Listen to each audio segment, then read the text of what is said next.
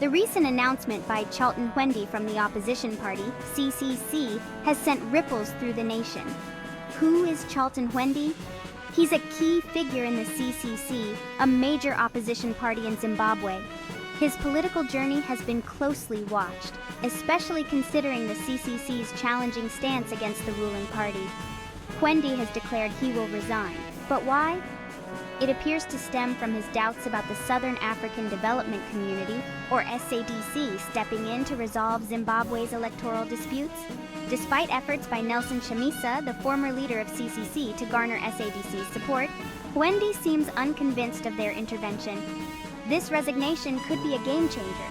Think about it, a major political figure stepping down amid critical times.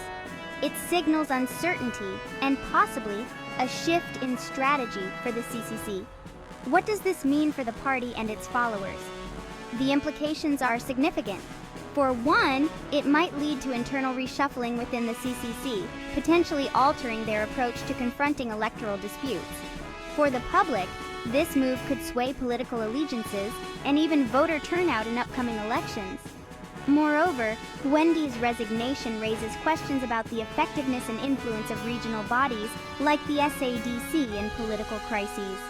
If they are perceived as ineffective, could we see a shift in how political disputes are handled in Southern Africa? In conclusion, while Hwende's resignation is a personal decision, its ramifications are anything but.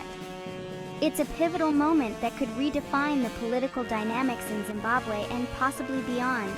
As political enthusiasts, this is a development we'll want to keep a close eye on. What strategies will the SADC employ next? How will the ruling party respond?